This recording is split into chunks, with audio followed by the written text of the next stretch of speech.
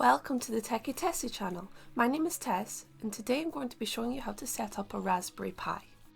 For those of you who don't know, a Raspberry Pi, which looks like this, is basically just a small computer that you can use for lots of fun projects. I am currently using Raspberry Pis for my research at university, so I made this video to make it a lot easier because when I was looking for a tutorial, I couldn't find one succinct tutorial that taught me everything I needed to know. I had to look at lots of different videos and articles. So today I'm going to be covering the setup from start till end. So this is what the final setup looks like, and of course it's attached to a power supply. So you have the Pi, a monitor and a keyboard all connected. For this setup we will need a Pi, a micro SD card, a keyboard and a monitor. Plug your SD card into a laptop and let's get started installing software.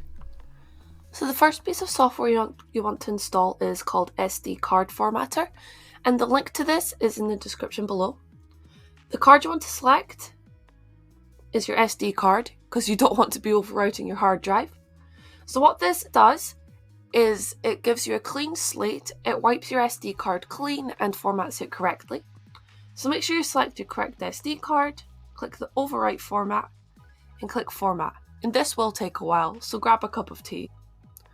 Once your SD card has finished formatting, you now want to think about what operating system you want to put on the Raspberry Pi.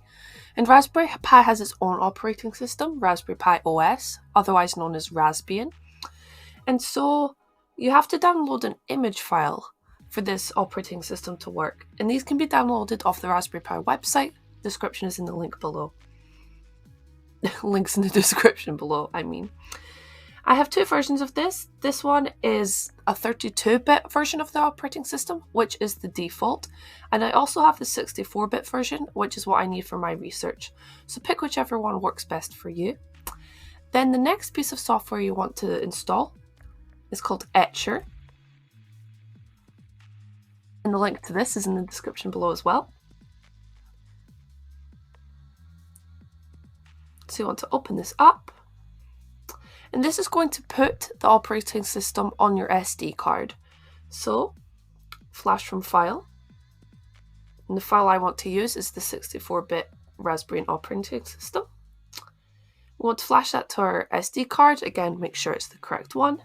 Then click flash, and once this process is completed, the operating system will now be on your SD card.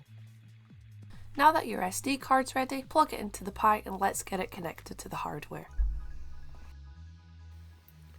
So this is what Raspbian OS looks like once it's all set up. When you first run this though, it will come up with a pop-up screen to ask you to set up a username and password, if you would like to connect to Wi-Fi, all of the usual stuff. But once you've gone through all that, this is what it looks like.